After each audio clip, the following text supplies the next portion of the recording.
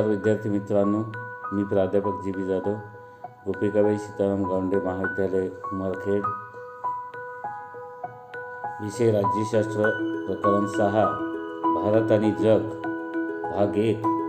यामध्ये आपण आज प्रस्तावना पाहणार आहोत. आज आपण राज्यशास्त्र या विषयाच्या शेवटच्या प्रकरणाचा आपण सुरुवात करीत आहोत. तर प्रकरण क्रमांक 6 भारत आणि जग याविषयी माहिती पाहणार आहोत. तर प्रस्तावनेस्वरूप आपण या ठिकाणी भारताच्या परराष्ट्र धोरणाचा उगम स्वातंत्र्यपूर्व काळात झाला. भारत ब्रिटिश वसाहत असतानाही भारताचा आंतरराष्ट्रीय संबंधामध्ये सहभाग होता. भारताचे प्राचीन काळापासूनच जगातील इतर देशाशी चांगल्या प्रकारचे संबंध होते, पण ब्रिटिश राजवटीमध्ये त्यांच्या वसाहतवादी हेतूने प्रेरित परराष्ट्र धोरणामुळे भारताच्या इतर देशाशी असणाऱ्या संबंधामध्ये बदल झाला. भारताच्या परराष्ट्र धोरणाची स्थूल जडणघडण स्वातंत्र्यपूर्व काळातच झाली. ब्रिटिशांच्या परराष्ट्र धोरणावर टीका करून राष्ट्रीय चळवळीतील धोरणांनी सार्वभौमत्व, प्रादेशिक अखंडता आणि शांततापूर्ण सहअस्तित्व या तत्वावर आधारित परराष्ट्र धोरणाचा पुरस्कार केलेला आहे. स्वातंत्र्यप्राप्तीपासून ते आजपर्यंत देशाच्या परराष्ट्र धोरण निर्मितीवर पंतप्रधानांचा विशेष प्रभाव दिसून येतो. स्वातंत्र्यानंतरचे पहिले पंतप्रधान व परराष्ट्र धोरणाचे शिल्पकार म्हणून त्यांना आपण म्हटलं जाते असे पंडित जवाहरलाल नेहरू यांनी ब्रिटिशांच्या परराष्ट्र धोरणातील कटू अनुभवातून बोध घेत देशाचे परराष्ट्र धोरण आखलेले आहे. अलिप्ततावाद, वसाहतवाद आणि साम्राज्यवादाला विरोध, वर्णदेश विरोध, जागतिक शांतता, प्रादेशिक सहकार्य, निःशस्त्रीकरणाचे पाठिंबा ही भारतीय परराष्ट्र धोरणाची तत्त्वे राहिलेली आहेत. भारताच्या बाबतीमध्ये सांगत असताना आंतरराष्ट्रीय संबंधामध्ये सहभाग हा भारताचा निश्चितच होता. आंतरराष्ट्रीय नाणेनिधी आणि आंतरराष्ट्रीय पुनर्निर्माण आणि विकास बँक यांची निर्मिती जिथे झाली त्या ब्रेटन वुड्स परिषदेमध्ये भारत सहभागी झालेला होता. तसेच संयुक्त राष्ट्राच्या सनदेला अंतिम स्वरूप जिथे दिले गेले त्या सॅन फ्रान्सिस्को परिषदेतही भारताने आपला भाग घेतलेला होता. स्वातंत्र्यानंतरचे भारताचे परराष्ट्र धोरण हे काही बाबतीमध्ये ब्रिटिश धोरणाप्रमाणेच राहिले, तर काही बाबतीमध्ये ब्रिटिश धोरणापेक्षा वेगळे राहिलेले आपल्याला दिसून येते. यानंतर या प्रकरणाच्या सुरुवातीला आपण भारतीय परराष्ट्र धोरणाची उद्दिष्टे आणि तत्त्वे तसेच परराष्ट्र धोरणावर परिणाम करणारे घटक समजून घेणार आहोत. तर सुरुवातीला आपण भारताच्या परराष्ट्र धोरणाची उद्दिष्टेच पाहणार आहोत.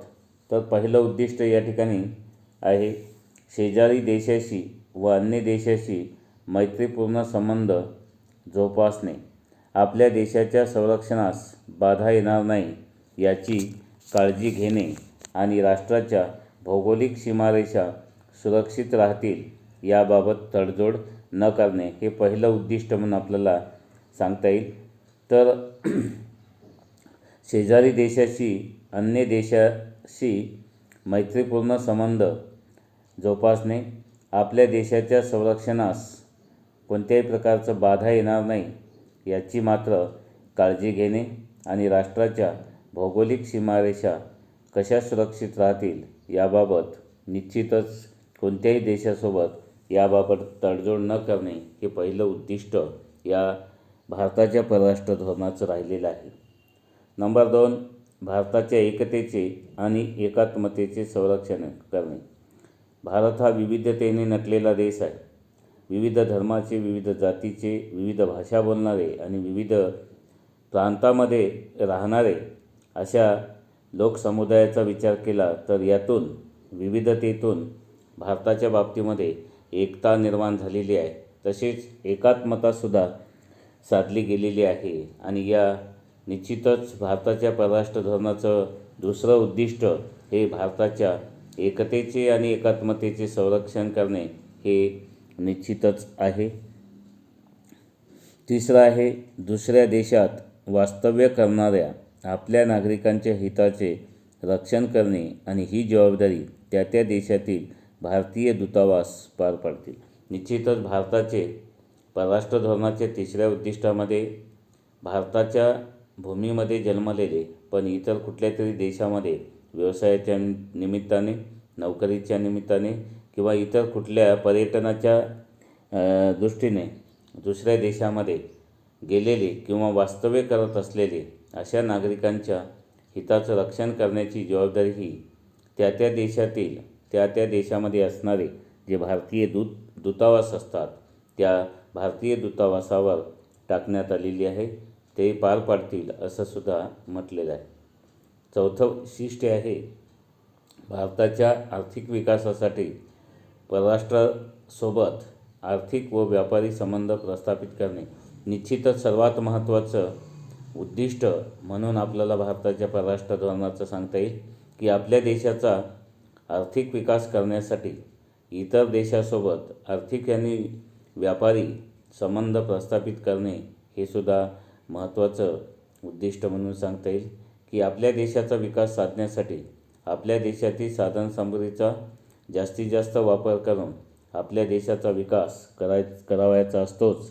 पण आपल्या देशाचा विकास करत असताना इतर देशाची काही कुठल्याही बाबतीमध्ये, मग ते भांडवलाच्या बाबतीमध्ये असेल, तंत्रज्ञानाच्या बाबतीमध्ये असेल किंवा इतर कच्च्या मालाच्या बाबतीमध्ये असेल किंवा आपल्या देशामध्ये उत्पादन होणारा माल जो आहे पक्का माल त्याचं इतर देशामध्ये जर निर्यात करायची असेल, विक्री करायची असेल तर यासाठी सुद्धा आर्थिक आणि व्यापारी संबंध प्रस्थापित करणं हे महत्त्वाचं उद्दिष्ट म्हणून या ठिकाणी ठेवलेलं आहे. संविधानाच्या भाग 4 मधील कलम 51 मधील मार्गदर्शक तत्वामध्ये त्याचा समावेश केलेला आहे. त्यात असे म्हटले आहे की भारताचे शासन आंतरराष्ट्रीय शांतता आणि सुरक्षेचे रक्षण आणि संवर्धन करण्यासाठी विशेष प्रयत्न करेल.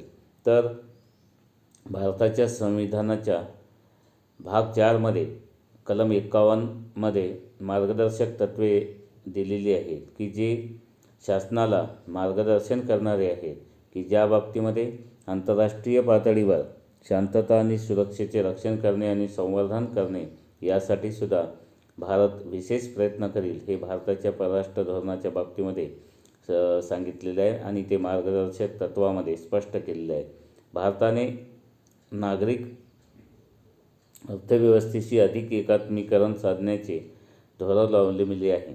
या कारणामुळे शेजारी देशासोबत चांगले संबंध राखणे, क्षेत्रीय गटाबरोबरील संबंध अधिक बळकट करणे, हिंदी महासागर क्षेत्र आणि इंडो पॅसिफिक क्षेत्रामध्ये शांतता आणि सुव्यवस्था राखणे ही देखील समकालीन भारतीय परराष्ट्र धोरणाची महत्त्वाची उद्दिष्टे म्हणून आपल्याला या ठिकाणी सांगितलेली आहेत. यानंतर भारताच्या परराष्ट्र धोरणाची तत्वे आपण पाहणार आहोत. तर भारताच्या परराष्ट्र धोरणकर्त्यांना काही मूलभूत तत्वे नेहमीच मार्गदर्शक राहिलेली आहेत की जे आपल्याला या ठिकाणी पाहायची आहेत आणि ती खालीलप्रमाणे आहेत. तर मार्गदर्शक तत्वामध्ये पहिलं तत्व आहे राज्याची सार्वभौम समानता. नंबर 2, सर्व राज्याच्या सार्वभौमत्वाचा आणि प्रादेशिक एकात्मतेचा आदर करणे. नंबर 3, राज्याच्या अंतर्गत बाबीमध्ये हस्तक्षेप न करणे. नंबर 4, आंतरराष्ट्रीय कायद्याचा सन्मान करणे. नंबर 5, आंतरराष्ट्रीय आणि क्षेत्रीय संघटनांमध्ये सक्रिय सहभाग घेणे. आणि शेवटचा आहे शांततापूर्ण सहजीवन आणि आंतरराष्ट्रीय विवादाचे शांततामय मार्गाने निराकरण यावर विश्वास. तर ही तत्वे म्हणजे भारताच्या परराष्ट्र धोरणाचे एक विचार म्हणून, तत्व म्हणून आपल्याला सांगता येईल की राज्याची सार्वभौम समानता निश्चितच राखणे हे सुद्धा महत्त्वाचं आहे की सार्वभौमत्व हे फार मोठी शक्ती आहे आणि त्याचे समानता राखणे हे राज्याचं, देशाचं प्रमुख तत्व म्हणून सांगता येईल. कारण भारत हा विविध प्रांतामध्ये विभागलेला देश असल्यामुळे सर्व राज्याला समान अधिकार, समान वागणूक ही दिली गेली पाहिजे जेणेकरून देशाची एकता आणि एकात्मता कायम राहू शकेल. त्याशिवाय सर्व राज्यांच्या सार्वभौमत्वाचा आणि प्रादेशिक एकात्मतेचा आदर करणे, जे काही प्रादेशिक पातळीवर जी एकात्मता आहे तिचासुद्धा आदर या देशीय पातळीवर झाला पाहिजे आणि सार्वभौमत्वाचासुद्धा आदर झाला पाहिजे. तसेच कोणत्याही राज्यांच्या, इतर देशाच्या अंतर्गत बाबीमध्ये हस्तक्षेप न करणे. कुठल्याही देशाचा प्रश्न हा त्या देशाचाच असतो, त्या सीमेअंतर्गतचा असतो, पण इतर देशाने त्यांच्या अंतर्गत बाबीमध्ये हस्तक्षेप न करणे हे सुद्धा भारताच्या परराष्ट्र धोरणाचं तत्त्व आहे. तर भारताने इतर कुठल्याही देशाच्या अंतर्गत बाबीमध्ये हस्तक्षेप न करण्याचे तत्त्व हे स्वीकारलेले आहे. आंतरराष्ट्रीय कायद्याचा सन्मान करणे. आपल्याला माहीतच आहे की कायद्याचे प्रकार जर आपण पाहिले तर एक राष्ट्रीय कायदा आणि दुसरा आंतरराष्ट्रीय कायदा. राष्ट्रीय कायदा म्हणजे देशातल्या देशामध्ये तयार केला गेलेला आणि देशातीलच सीमेअंतर्गत तो लागू होणारा असतो आणि देशातील लोकांना तो पाळावा लागतो. तशाच प्रकारचं आंतरराष्ट्रीय पातळीवर, जागतिक पातळीवर सुद्धा कायदे करण्यासाठी एक निश्चितच महत्त्वाचं कायदेमंडळ आहे. त्याला आपण युनो म्हणतो, संयुक्त राष्ट्र संघटना.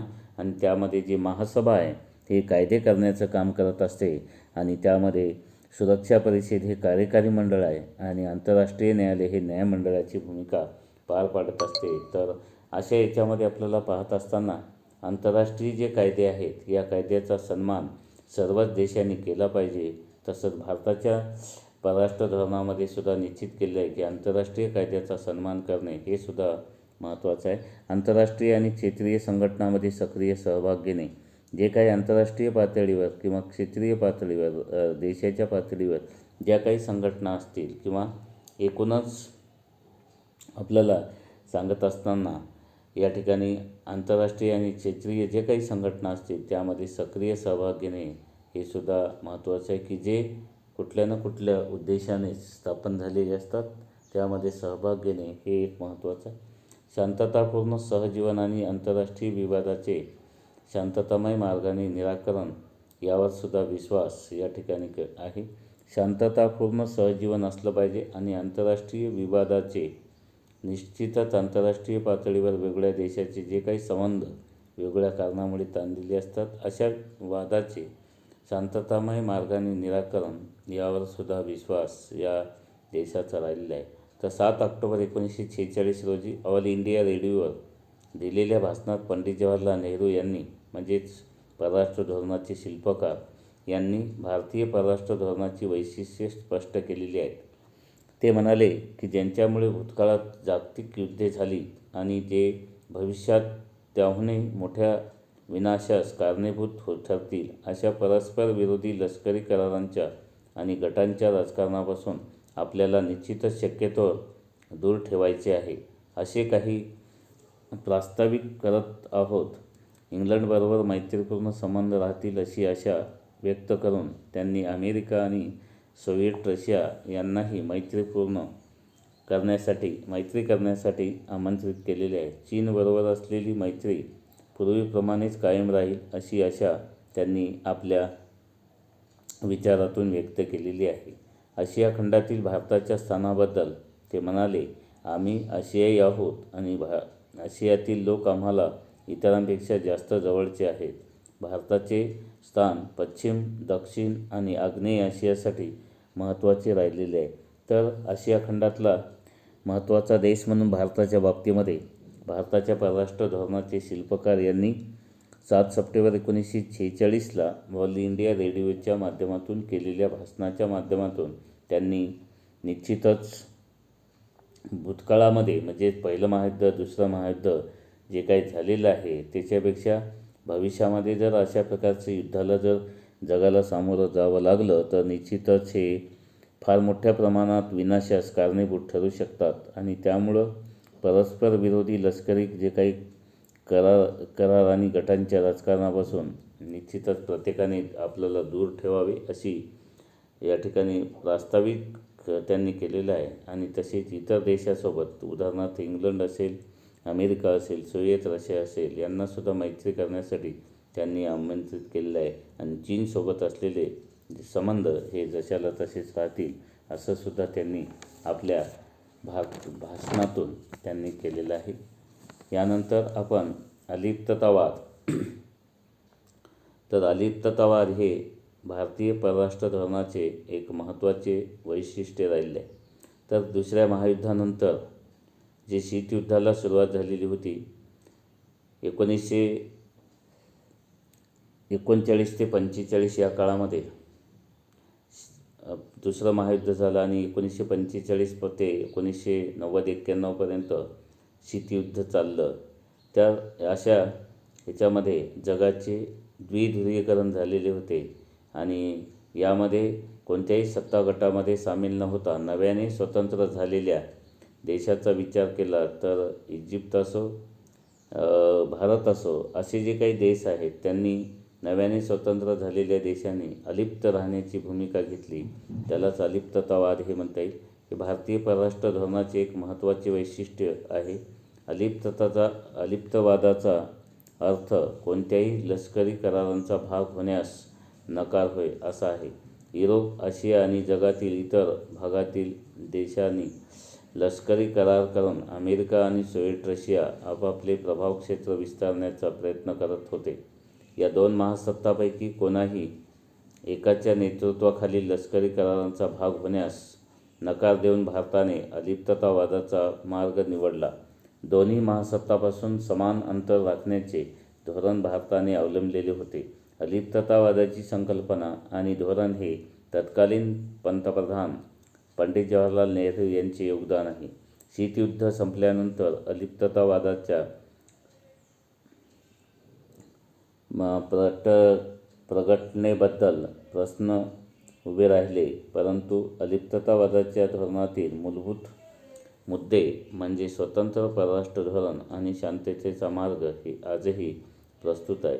तर 1947ला भारताने स्वातंत्र्य मिळाल्यानंतर शीतयुद्धामध्ये जे अमेरिका आणि सोव्हिएत रशिया हे दोन देश एकमेकाच्या समोर उभे टाकलेले होते, यामुळे द्विध्रुवीकरण झालेलं होतं.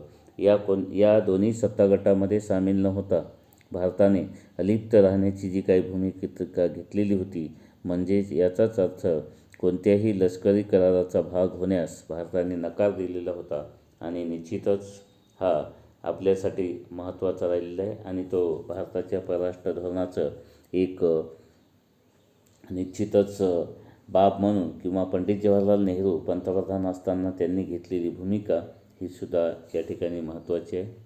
धन्यवाद विद्यार्थी मित्रांनो.